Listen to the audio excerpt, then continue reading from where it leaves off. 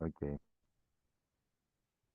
Okay, so now I should change my captions. Of course, I didn't do it, right? Um, okay, so boa noite, todo mundo. Deixa eu trocar aqui a língua agora. É um prazer recebê-los todos aqui. E hoje a gente vai ter um painel sobre Quantum Hardware. E nesse painel teremos a Clara, que está aqui hoje, o Rodrigo e o Guilherme.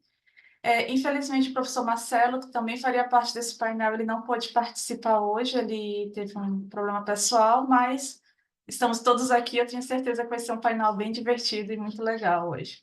Então, eu vou começar eu vou introduzir os panelistas, e aí, se vocês quiserem fazer algum comentário após a introdução do nome de vocês, fiquem à vontade, tá bom?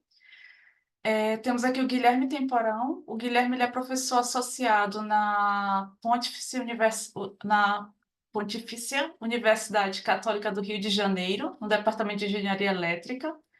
Ele foi diretor do Centro de Estudos em Telecomunicações entre 2020 a 2023 e atualmente é pesquisador principal na Rede Rio Quântica, que é uma iniciativa multi-institucional para construir uma rede quântica metropolitana no Rio de Janeiro.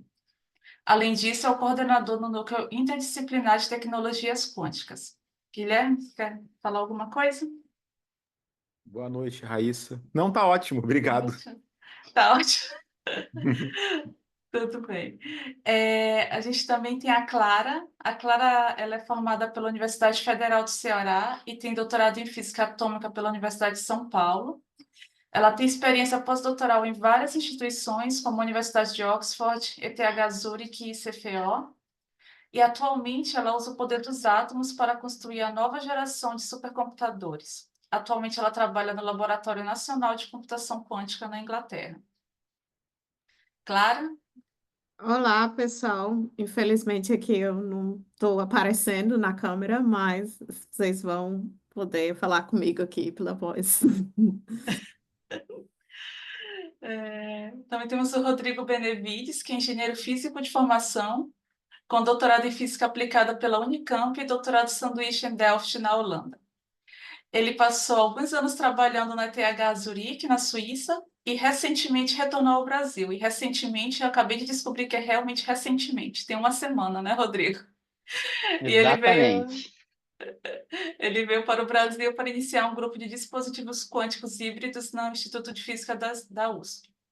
Suas especialidades cobrem distintos sistemas quânticos, incluindo qubits supercondutores, dispositivos optomecânicos integrados e osciladores acústicos. Bem-vindo, Rodrigo. Isso aí. Obrigado pelo convite, gente. Bom, gente, eu vou começar a fazer uma pergunta para todos vocês, e eu acho que a gente pode talvez seguir na resposta em ordem alfabética, e depois a gente continua com algumas perguntas individuais, tá bom? Então, a primeira pergunta, e Guilherme, você pode começar, quais são as particularidades dos hardwares quânticos no cenário brasileiro? E como isso se compara com o panorama internacional? Vamos lá.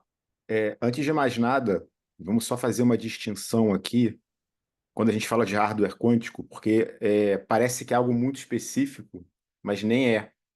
Porque você pode falar de hardware quântico de uma perspectiva da computação quântica, você pode falar também de uma perspectiva da comunicação quântica ou de sensores, né, que são, vamos dizer assim, são as três grandes áreas da informação quântica. Então, quando a gente se pergunta, como é que está a situação do Brasil com relação a isso, depende da área, né?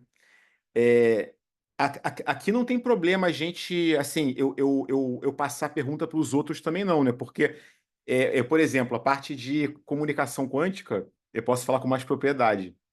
Computação quântica, eu prefiro passar para os colegas responderem, tá? Apesar de eu também poder dar alguma opinião a esse respeito. Mas de uma maneira geral, vamos lá, de maneira geral, o Brasil ainda está bem atrás do resto do mundo. Assim, resto do mundo que eu digo, pelo menos né, do norte global, vamos falar assim, da Europa, né, Estados Unidos, Canadá, China, especialmente a China, né? A China tá bombando nessa área de informação quântica. E assim, no Brasil, até o momento, a gente tem iniciativas pontuais, né? Existem, há pouco tempo, o governo passou a financiar editais exclusivos para essa área de computação quântica e comunicação quântica, o que era difícil de acontecer até o passado muito recente. Então, nós temos essas iniciativas que agora estão surgindo, de financiamentos específicos para essas áreas. Então, falando mais especificamente de comunicação quântica, né, a preocupação do hardware para a comunicação quântica é bem específica, porque a comunicação quântica experimental compartilha muito do hardware que é já utilizado pelas operadoras de telecomunicações. Inclusive, esse é até um desejo, né, de você integrar de maneira simples, a mais simples possível, um sistema de comunicação quântica com um sistema de comunicação clássica. Então, boa parte do hardware é compartilhado, a infraestrutura, em boa parte, é compartilhada. Mas tem alguns elementos que são bem específicos, né, para a comunicação quântica, especialmente os detetores, que a gente precisa de detetores sensíveis a fótons únicos. Então, imagina que você codificou a informação quântica em um único fóton, a gente precisa de um detetor capaz de medir um fóton. E existem diferentes tecnologias para isso. Algumas são mais maduras, já existem algumas décadas, e outras estão sendo desenvolvidas agora.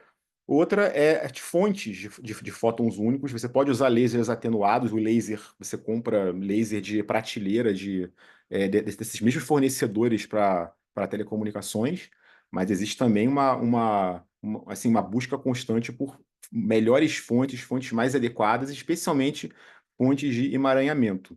Porque para a comunicação quântica, o emaranhamento é um recurso muito importante. Você não consegue fazer nada de muito útil sem emaranhamento. E tem as memórias quânticas, que eu acho que é onde a gente está mais atrasado. Não tem muita pesquisa no Brasil sobre isso. Aliás, quando eu falo em pesquisa, eu estou falando de universidades, né, de instituições de pesquisa, mas também existe uma carência muito grande de empresas nessa área. Não existem, por exemplo, empresas no Brasil que estejam construindo detetores de fótons únicos, ou que estejam construindo fontes de pares de fótons emaranhados. Então, essas principais áreas, né, de pesquisa, né, de desenvolvimento tecnológico de hardware, né, para comunicação quântica, que estaria nas fontes, nos detetores e nas memórias, o Brasil ainda está,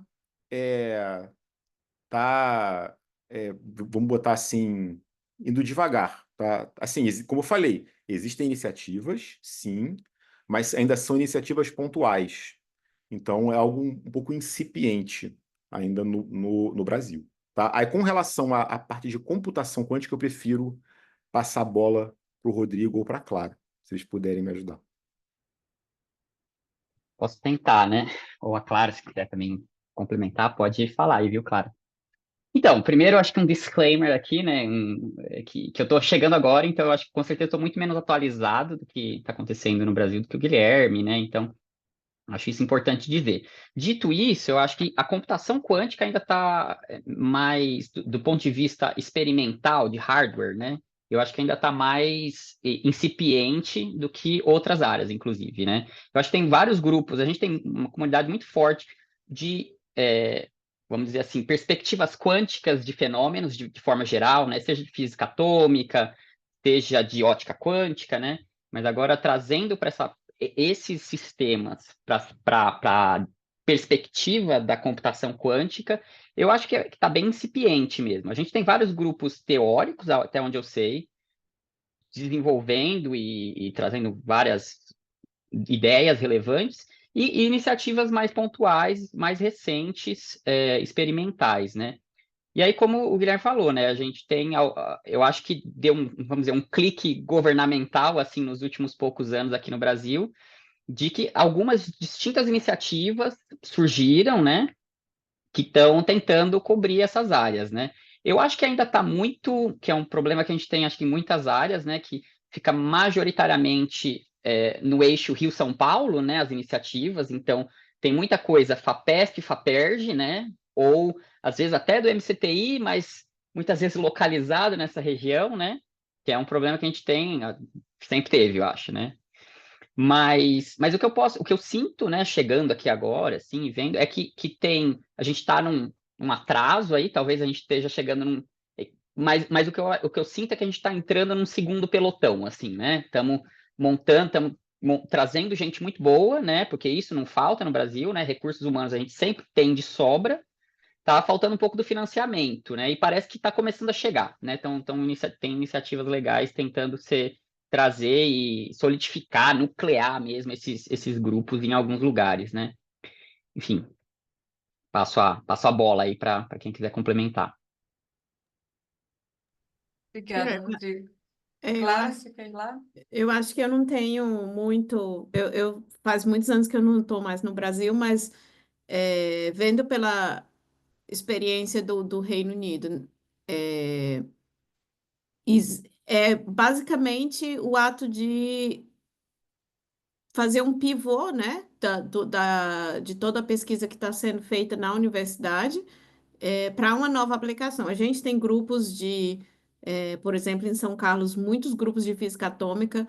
é, com experimentais, assim, com experiência que poderiam estar fazendo hardware para computação quântica, mas estão focados em outras coisas. E isso para diversas outras áreas da ciência quântica, né? A gente tem gente fazendo.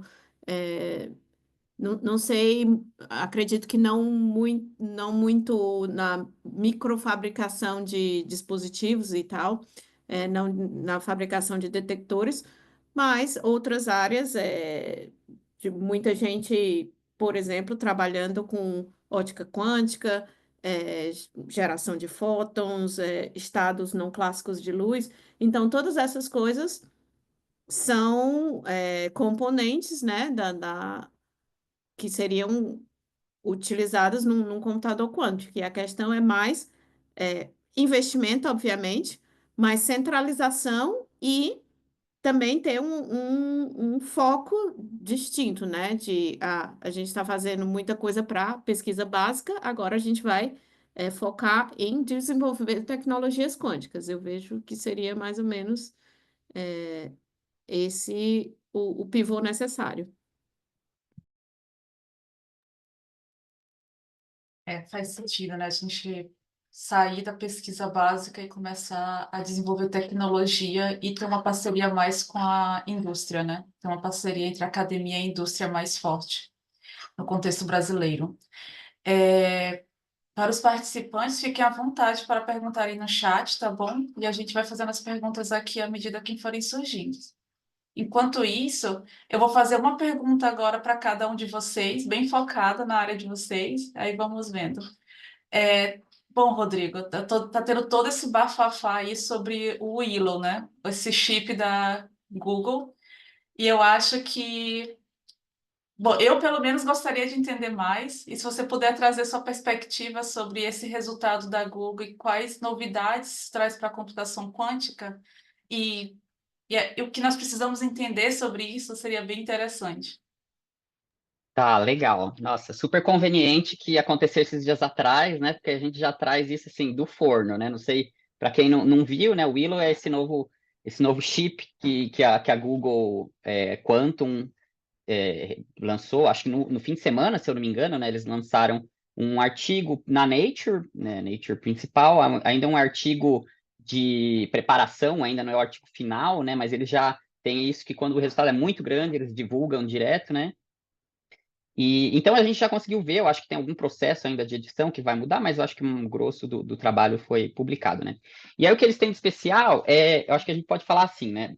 Tem muitos aspectos daí, né? Um primeiro que é importante trazer é que a Google é muito boa de marketing, né? Assim, você vê que os resultados deles, talvez para quem já está há algum tempo aí, talvez se lembre de quando eles soltaram o paper do Quantum Supremacy, né? Supremacia quântica. Era um mega nome que todo mundo falou, uau, o que é isso, né? Assim, com resultados muito... E perceba que eu não estou dizendo que não é que os resultados não são bons, né? Mas é que eles realmente vendem muito. Tem, eu acho que um trabalho de marketing muito grande, né? Se comparar, por exemplo, com a IBM, que eu acho que é a principal competidora no momento na mesma tecnologia, né? Qubits supercondutores, a IBM geralmente é muito mais cuidadosa, eu acho, assim, né? Vai com muito mais calma nos posicionamentos do que eles estão fazendo, assim, né? Olha, eles tiveram recentemente um artigo que era, olha, talvez a gente tenha indicação de que temos a vantagem quântica no nosso sistema, né? Eles são mais cuidadosos. A Google é mais, vamos jogar grandes resultados e vamos ver o que rola. Dito isso, o resultado parece realmente muito bom. O resultado parece muito interessante porque aborda principalmente um aspecto muito relevante quando a gente fala de computação quântica, que são as correções dos erros, né? Computação quântica acaba um grande problema que a gente tem que lidar com ele é que é muito suscetível ao erro, né? Diferente da computação clássica, que a gente nem precisa pensar em correção de erro, porque o erro no transistor acontece uma vez a cada, sei lá, 10 flops, né? Então, o erro é muito pequeno, né? Na computação quântica, a gente ainda está falando, dependendo do sistema, de porcento ou mais de porcento de erro em cada operação, né? Então, isso é muito grande se a gente pensa em um sistema escalado, né? E então, esse resultado da Google que eles fizeram foi eles conseguiram construir um sistema de 105 qubits supercondutores integrados num único chip, né, num único sistema. O que já é relevante, não é o maior que se tem, né? Já teve a IBM, tem chips maiores, mas você vê que não é só sobre aumentar o tamanho, mas é saber o que fazer com esses sistemas, né? E aí o que a Google fez, eles demonstraram um tipo de código de correção de erro, que são esses códigos de superfície, que são chamados, e basicamente eles escalaram esse código em três, se eu não me engano, são 3 tamanhos diferentes que eles fazem, que tem a ver, que é nomeado a distância do código, né? Esse é o termo mais formal. Mas é basicamente, usando mais e mais qubits, eles foram vendo se eles conseguem diminuir a taxa de erros que eles observam no sistema, né? Então eles começaram com um de sistema de distância 3, depois aumentaram para distância 5 e distância 7, ou seja, usando mais qubits para tentar fazer essa correção de erro. E o que eles veem, e eu acho que esse é o principal resultado, na verdade, do artigo, é que eles realmente diminuem a incidência de erros conforme ele aumenta o sistema. Que isso é muito importante, porque até agora a gente tinha muito trabalho teórico e alguns experimentais desses códigos de superfície, mas ainda não tinha nenhum, até onde eu sei, comparando realmente com o mesmo sistema distintos tamanhos de circuito. Porque a ideia é que no futuro a gente vai precisar escalar para milhões de qubits, então a gente precisa saber, pelo menos possível essa ideia de que fazendo mais, aumentando o tamanho do sistema, a gente realmente consegue diminuir o erro, né? E esse é o grande resultado deles, né? Eles têm outras coisas que eles dizem lá, por exemplo, um cálculo que eles realizaram, e eles dizem que eles realizaram, acho que em 30 segundos, algo que seria em 10 a 20 anos, seria muito maior que o tempo do universo. Esse resultado, por exemplo, eu acho que vai ter que passar por um escrutínio maior da comunidade para ver o quanto que é válido, mas, na minha opinião, eu acho que é o menos relevante, na verdade, nesse artigo. O relevante é essa ideia de que a ideia, né, da comunidade de fazer correção de erros quânticos, né, é possível, parece ser possível e que dá muito indicativo. Então, eu acho que eu resumiria no seguinte, de que isso mostra que a computação quântica não é mais uma questão de se vai acontecer, mas quando, né? Porque a gente só precisa escalar mais, obviamente nesse só vão ter décadas de desenvolvimento, mas o ponto é esse, né? Demonstra que a gente dá muita esperança de que as ideias que a gente está tendo são suficientes, né? A gente precisa agora de desenvolvimento técnico para chegar lá. Enfim, esse é o grosso do paper, né? Espero que. Mas estou aberto a perguntas, discussões. Se alguém quiser complementar também, foi o que eu li do artigo até agora, né? Não, muito bom. Fez aí um geral pra gente. Eu sei que a Letícia está aqui anotando tudo. Não é, Letícia? É, Gente, compartilhe as perguntas se vocês tiverem. Eu vou mudar um pouco o tópico aqui, porque eu queria fazer uma pergunta direcionada para cada um de vocês, e o Fernando mesmo já adiantou aqui a pergunta que eu vou fazer para o Guilherme.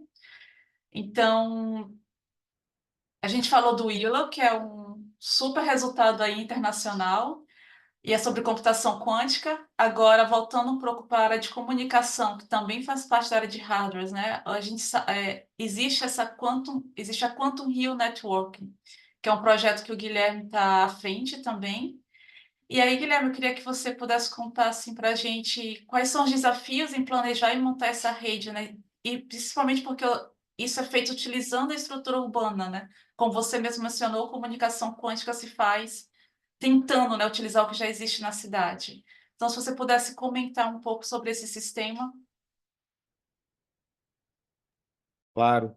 Bom, nós fomos muito sortudos porque nós conseguimos acesso a fibras óticas da RNP, que no caso do Rio são geridas pela Rede Rio, né? Então, a Rede Rio tem um anel de fibras óticas que passa por todas as instituições de pesquisa importantes do Rio, passa, né, por várias universidades, né, pela UFRJ, UERJ, Cefet, pela Fiocruz, pela PUC, pelo CBPF.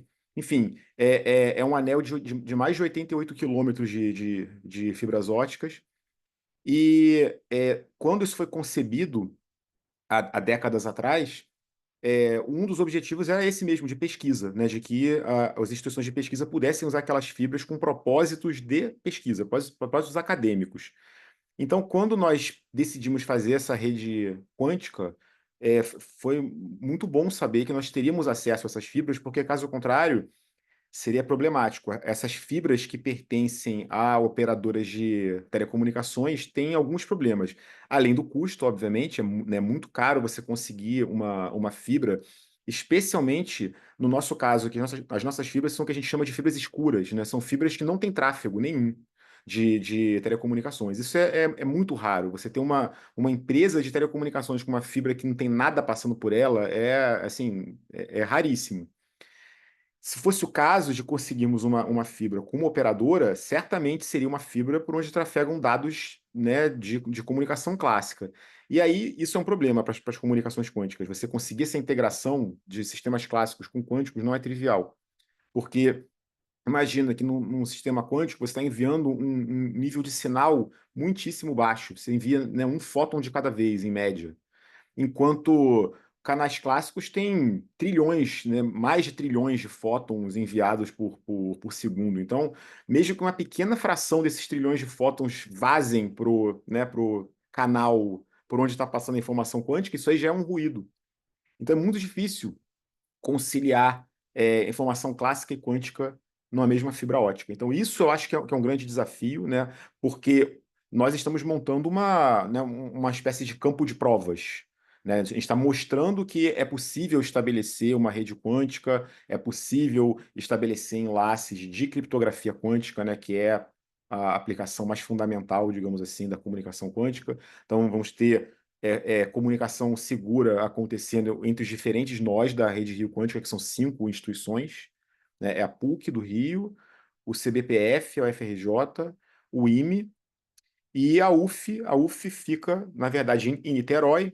Então, o anel da RNP não passa por Niterói, mas também por uma outra sorte, uma outra grande sorte do destino, a gente subiu no terraço do CBPF com binóculos e a gente viu que tinha linha divisada direta com o prédio da física na UF, do outro lado da Baía de Guanabara, a 7 quilômetros de distância.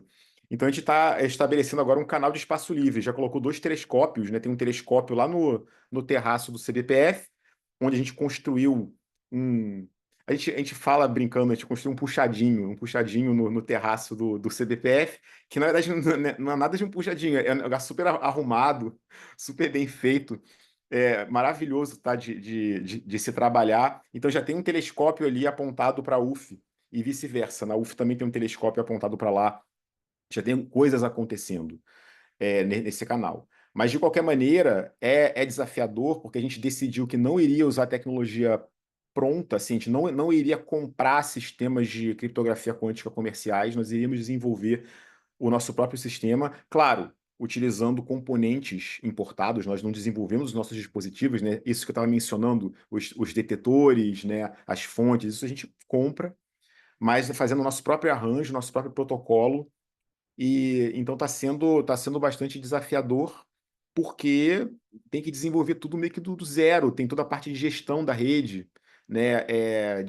Por exemplo, de configuração, todo o software de pós-processamento das informações, tudo isso está sendo desenvolvido do zero.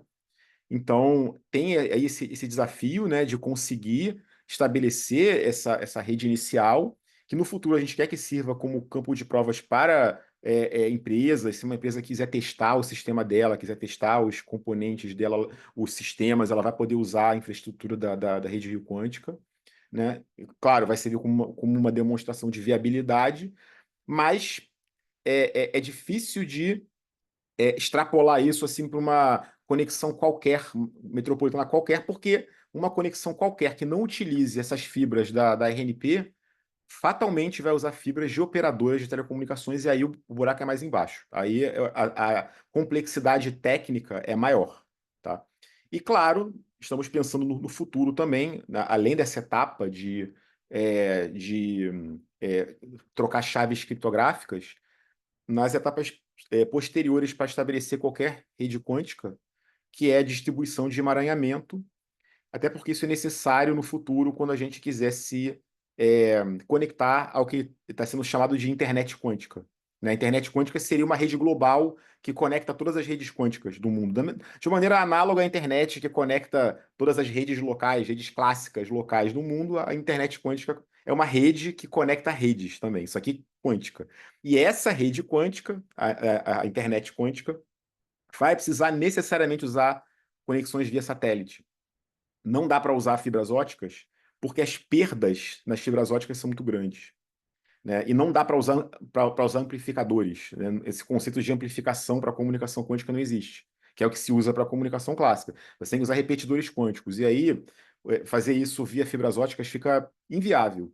Então, a solução, que é meio que o consenso já isso, é usar satélite. Então, ainda tem mais esse desafio, que é desenvolver dispositivos que possam ser embarcados em satélites. Em geral, são as fontes. As fontes de pares emaranhados ficam no satélite.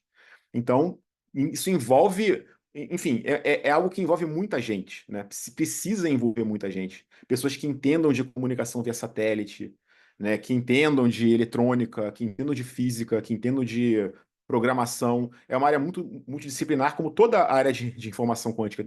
Isso é igualmente verdade para a computação quântica, né? E para sensores também. Tá? Mas basicamente é isso que a gente tem acontecendo hoje.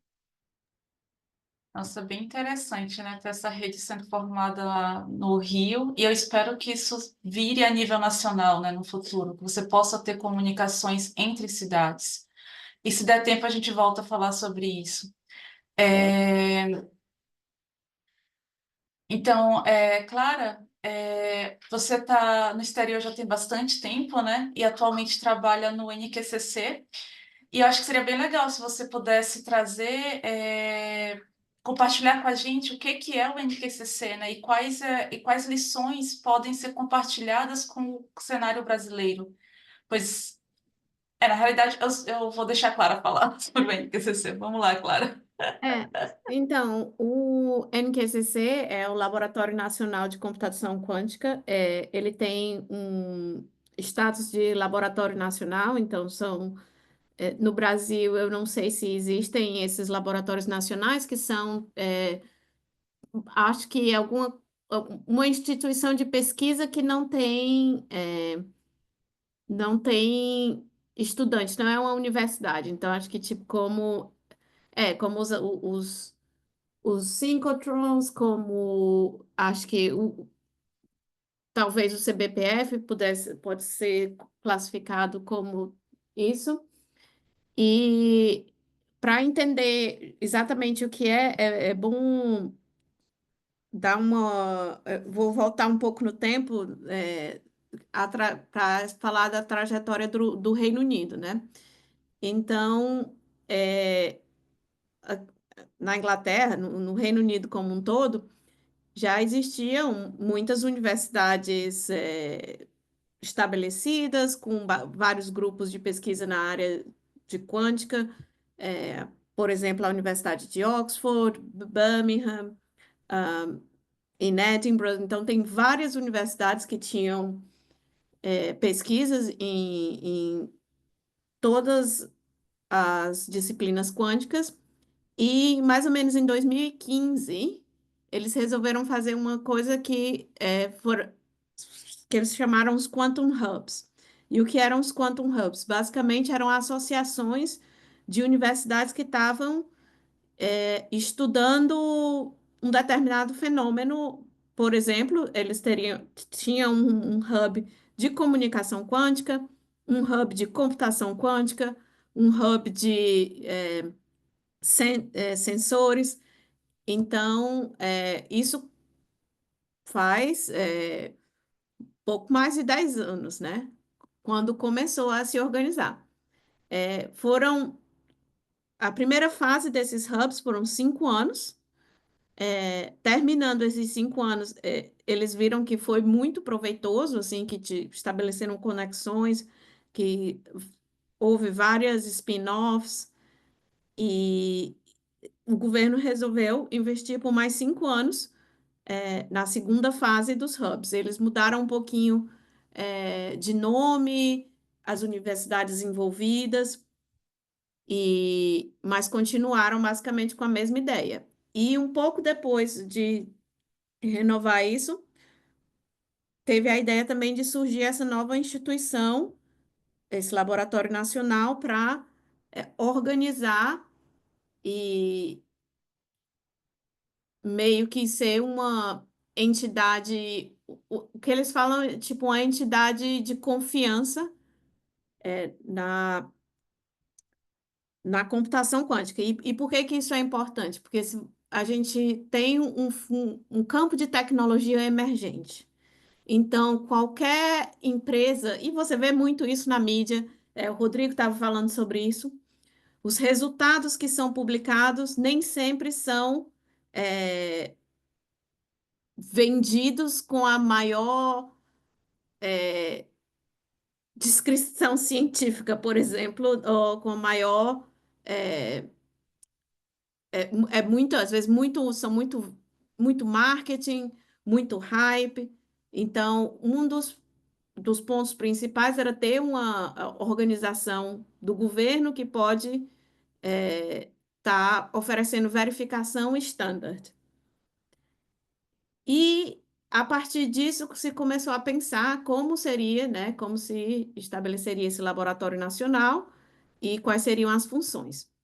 E basicamente o que a gente faz hoje em dia a gente tem mais do que ser um instituto que oferece verificação e direção, a gente tem a parte de educação também, então a gente treinamento, porque uma das coisas que vai ficar aparente quando a gente tiver mais e mais computadores quânticos é que a gente precisa de gente para trabalhar e para operar essas máquinas, e não necessariamente a gente vai poder ter pessoas treinadas em universidade com doutorado.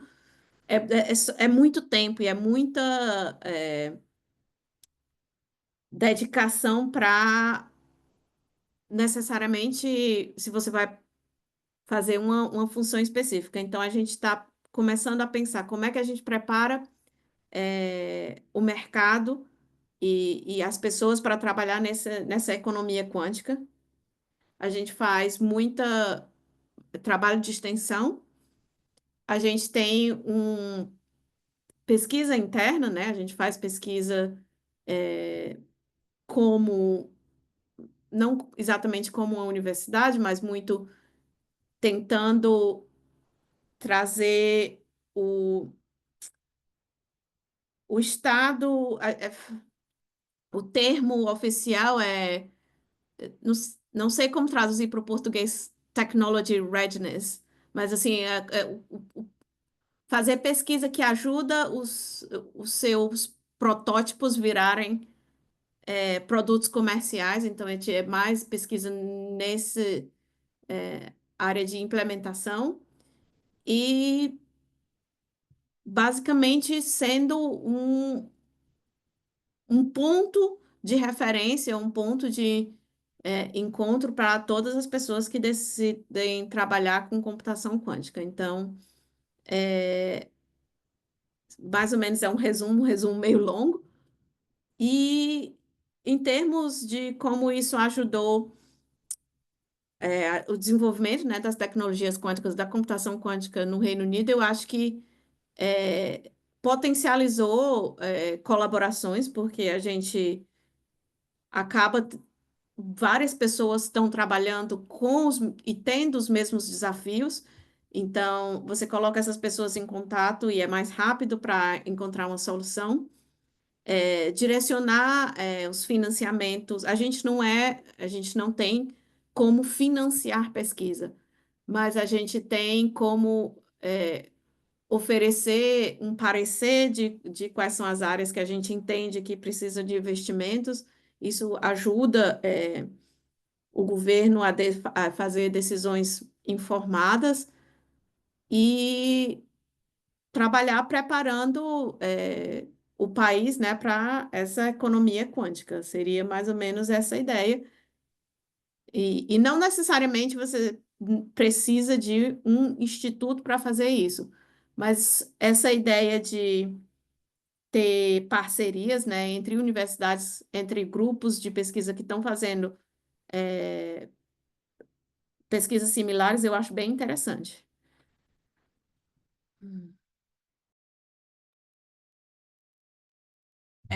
Seria bem legal ter algo, não sei se similar ou parecido, mas essa ideia de ter um agente que traz onde você pode contar que a informação que você recebe é segura, né? Que dá esse aval do conhecimento, principalmente relativo a notícias que nem sempre são tão, vamos assim, que tem muita hype, né, envolvida. Então é bem legal quando você tem um instituto que também pode oferecer essa segurança. E ontem a Samurai, né, comentou sobre isso no painel do Panorama Geral da Computação Quântica Brasileira, né, como é importante você ter essas pessoas em empresas ou em instituições. A gente está quase perto do final do painel, então agora eu vou pedir assim que vocês respondam, vamos dizer, bem rapidinho as perguntas e a gente vai caminhando para o final, tá bom? A gente falou de diferentes coisas sobre hardware, porque como o Guilherme comentou no início, hardware não é simplesmente só sobre computação, né? Tem comunicação, tem sensing, a gente nem tocou muito em sensing aqui na realidade. Mas agora eu queria trazer um pouco para o desenvolvimento de plataformas e se a gente pudesse focar na área de computação no Brasil. Porque, pelo menos, primeira pergunta, e se alguém souber, responde. Existe tipo um roadmap de previsão de criação de hardwares para computação quântica brasileira? Tipo, desenvolvimento de computadores quânticos no Brasil? Olha, eu sei que o pessoal de São Paulo estava preparando um roadmap desse tipo, do ano passado para esse ano. Eu, infelizmente, não vou lembrar agora qual foi o título que eles deram, mas foi um trabalho em conjunto, assim, de múltiplas instituições de São Paulo. Eles até convidaram algumas pessoas de fora do estado de São Paulo, por isso que eu sei, porque eu estava lá, entre muitos outros. E eles prepararam um documento exatamente com isso, né, com uma visão assim de aonde queremos chegar e o que temos que fazer para chegar até lá, e o que precisa acontecer. Então, isso existe, eu só não sei te dizer os detalhes desse documento, tá? Mas, assim, isso foi pensado, isso eu te garanto. Isso foi pensado, tem bastante gente pensando nisso, e isso esbarra em vários problemas. Porque isso não é só uma questão de, né, por exemplo, ter verba para comprar equipamento, por exemplo, né? Isso esbarra numa coisa que a Clara falou, que tem a ver, por exemplo, com educação, né? Como é que você vai treinar as pessoas? Como é que você vai formar recursos humanos que sejam capacitados para trabalhar nessa área? Isso a gente já está tendo algumas iniciativas. Por exemplo, foi criado um centro de competências em Salvador, na Bahia, né, no Senai Cimatec, com verbas da Embrapi, né? Acho que foi o maior investimento feito nessa área no Brasil até o momento, porque foram 60 milhões de reais, que é a criação desses centros de competências que têm diversos objetivos. Um deles é aproximar a academia da indústria, e o segundo é formar recursos humanos. Basicamente, esses dois, né? Esses dois objetivos. Então, assim, e tem outras notícias que estão surgindo agora. Eu li ontem sobre um curso EAD, eu não lembro agora qual universidade, é no Nordeste também, que vai oferecer um curso EAD específico, é um bacharelado específico em informação quântica, né? Coisas que têm a ver com tecnologias quânticas. Então, isso tá surgindo, isso está mais ou menos alinhado com essa ideia, né, de precisamos primeiro ter algumas etapas iniciais, e obviamente isso vai envolver investimento em hardware, como a gente está falando aqui de hardware, né? Mas a gente não pode esquecer também do investimento em recursos humanos. Só esse comentário que o Pedro fez agora não é do próprio Cimatec, não. O Cimatec, na verdade, está propondo dois cursos de especialização. O curso de especialização em computação quântica e um outro em comunicação quântica, ambos online, mas eu não estou falando disso, não.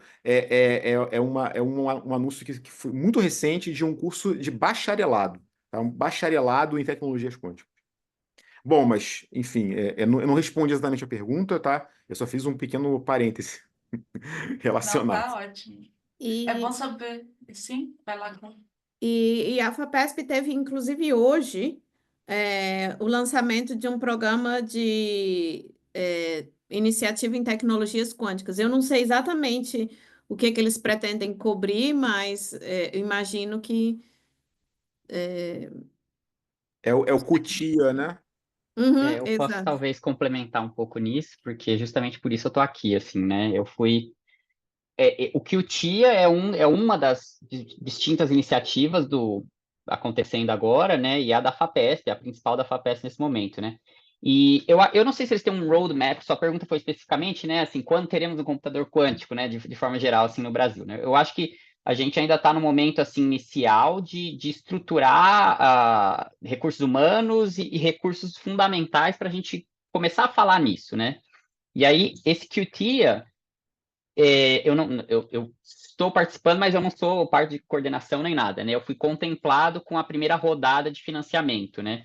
E a ideia deles, dos professores e diversos pesquisadores envolvidos, é justamente tentar construir isso para os próximos anos, né? A primeira fase, eu tenho mais ou menos os números na cabeça, é uma fase de 5 anos, que começou agora, esse semestre, a primeira rodada de financiamento, e eles estão planejando dar 150 milhões de reais em 5 anos para inúmeras iniciativas, né? Isso inclui, e aí eu imagino que pela a idade média, provavelmente, que eu estou vendo da plateia aqui, eu acho que vai interessar saber.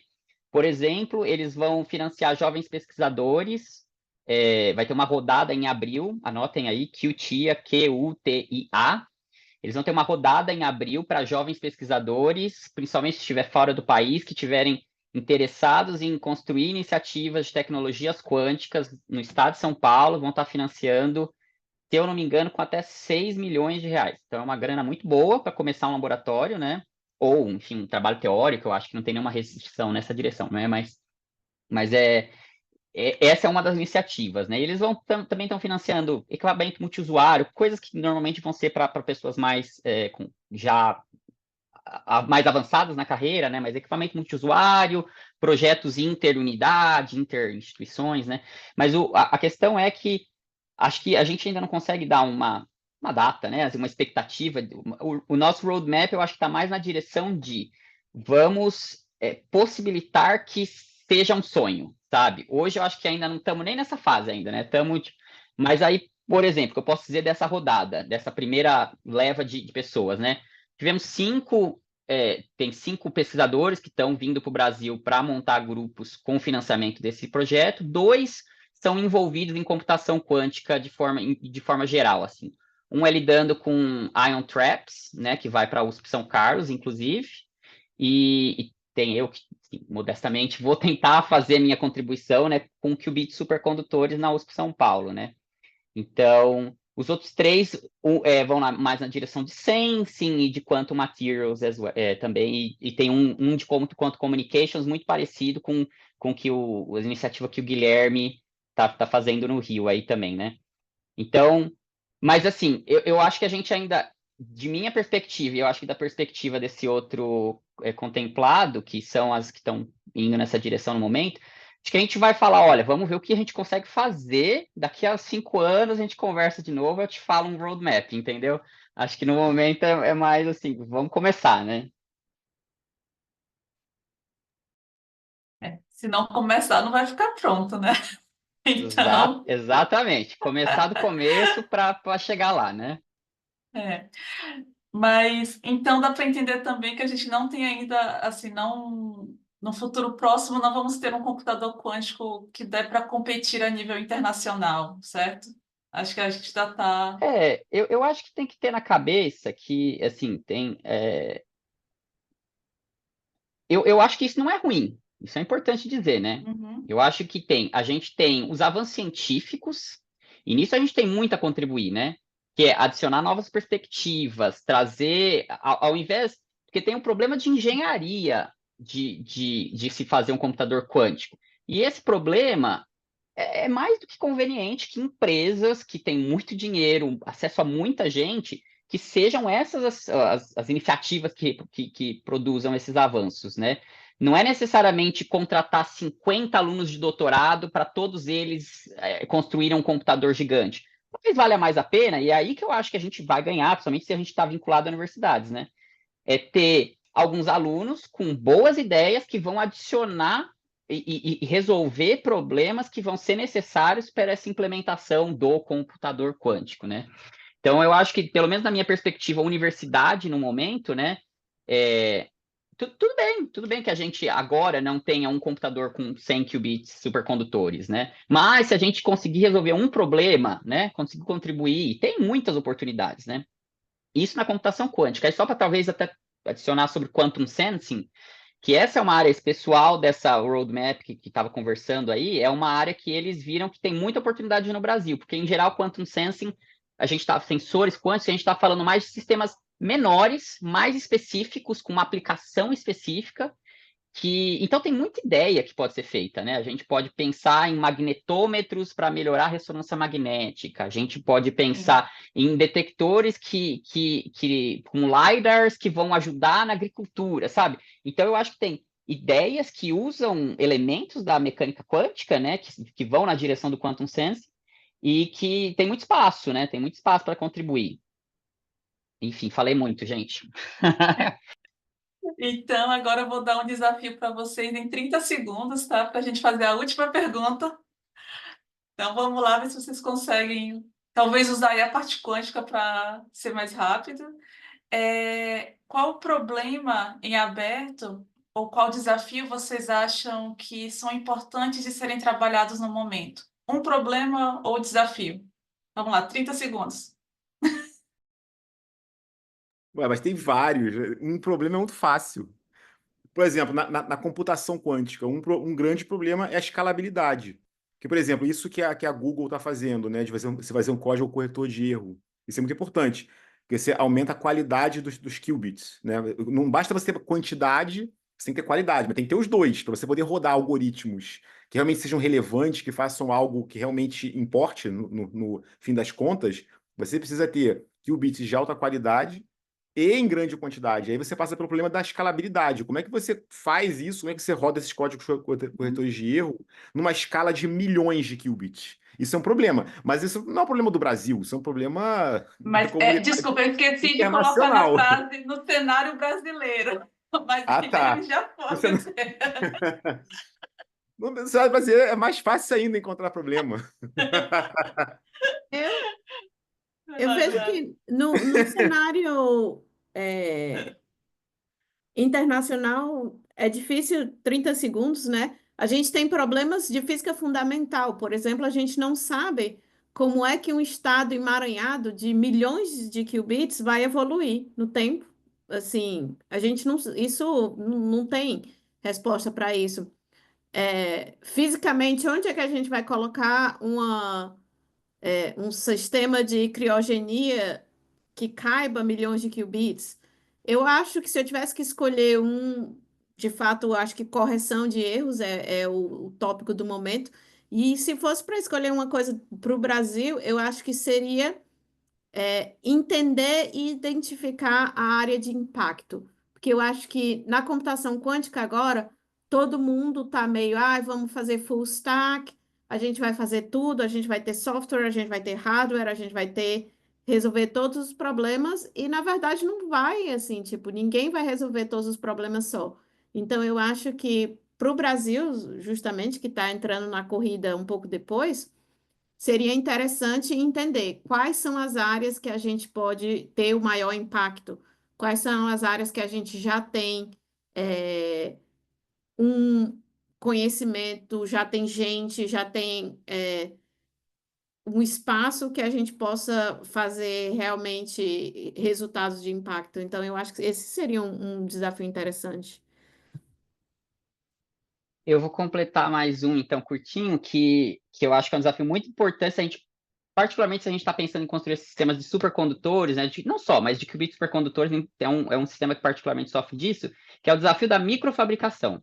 As estruturas de microfabricação no Brasil, os laboratórios, as facilities de microfabricação no Brasil, ainda estão bem atrás. E eu acho que tem dois problemas juntos aqui, que a gente pode conversar até, que é o problema de financiamento, né? Realmente, financiamento é sempre um gargalo, né? Então a gente sempre precisa de mais. Mas um outro é a cultura, assim, eu acho que do entendimento da importância da microfabricação. E eu digo até do estudante, sabe? Porque muitas vezes se pensa como se fosse um trabalho menor, menos importante, né? Tá lá desenvolvendo o hardware mesmo, né? De ir em sala limpa e fazer. E eu vejo que ainda falta, eu acho, uma compreensão maior, até seja de parte de professores, seja de parte de alunos, da importância desses avanços, né? Então, para quem está ouvindo aqui, é aluno, e tem a possibilidade de trabalhar com microfabricação, invista nisso, porque os desafios que a Clara e o Guilherme estão falando vão ser resolvidos quando a gente melhorar a fabricação, sabe? Então, ali tem muita física para ser descoberta, né? Então, acho que meu momento de foco aqui no Brasil é com a microfabricação. 30 segundos, hein? 30 segundos, foi muito bom. Não, gente, muito obrigada. Acho que a gente podia passar a noite aqui discutindo vários problemas e desafios e sobre os diferentes tipos de hardware que existem, mas talvez isso também seja um chamado, né, para os participantes, para os alunos, que é legal ver essa parte também da computação quântica e da comunicação quântica, né, que é a parte experimental. Às vezes a gente foca muito na parte de software e esquece que para você rodar um software, para você fazer as coisas acontecerem, você precisa passar pelo hardware. E é uma parte que precisa de muita mão de obra e de um conhecimento que é diverso do software, mas que também é muito amplo, né? Então você tem que ter um aprendizado de diferentes capacidades, assim. Então vale a pena olhar, assim, vale a pena procurar conhecer mais sobre a parte experimental que está sendo desenvolvida no Brasil. E muito obrigada, Rodrigo, Guilherme, Clara, por participarem do painel hoje. Foi muito bom tê-los aqui. E assim, a gente espera vê-los em uma outra oportunidade também. Obrigada. Posso dar uma And, palavrinha curta final? claro, Só vamos anunciar lá. aqui, estou contratando, gente. Então, quem quiser Ah, fazer mestrado ou doutorado na área de qubits supercondutores na USP São Paulo, me contata no LinkedIn ou meu e-mail é rodrigob@if.usp.br. Então, é isso, gente. Vamos aí batalhar pela computação quântica aqui. vocês querem usar os 10 segundos de divulgação, Guilherme e Clara? Eu quero usar para dizer o seguinte, não vou fazer propaganda não, eu vou dizer o seguinte, a gente está precisando, no Brasil está precisando, agora falando sério, o desafio no Brasil é convencer empresas a começarem a investir nessa área. Então, assim, se você quer abrir uma startup, se você quer abrir uma empresa numa área uma área disruptiva como as tecnologias quânticas, pense nisso, entendeu? Porque estão aparecendo aí oportunidades. Eu sei que tem alguns mecanismos já de financiamento, o próprio Cimatec tem um esquema com startups, mas é difícil achar, são poucas as empresas que querem se arriscar nessa área, mas é necessário. É uma área de alto risco, sim, mas de grandes possibilidades de retornos muito interessantes, não só para a empresa, como para o país como um todo, para o ecossistema de informação quântica no país. É isso. Valeu, Guilherme. Clara? Eu não tenho nada para fazer propaganda nem nada, mas eu me coloco aí à disposição, quem quiser conversar se alguém tiver mais perguntas, pode me contactar no LinkedIn. Eu também estou sempre postando material, a gente faz com o NQCC bastante trabalho de extensão Então, a gente tem webinars, infelizmente isso é sempre em inglês, mas sempre tem conteúdo e tento compartilhar e, bom, quem quiser conversar, quiser mais informação sobre a área, estou aberta aí para isso. Obrigado pelo convite. Nada. Bom, eu vou mudar para inglês agora, para o Johannes poder se juntar a gente. So, Johannes, you are finishing the panel now, and it was a pleasure to have all of you here. And for the participants, I just would like to remind you that we have the Canvas assignment in the Canvas platform. So please, if you could check your email and start answering the quizzes, it would be super good, so you can earn the certificate in the end of the workshop. And always post your question in the Discord and yeah, these kind of things that you know. Yes, Johan, hi.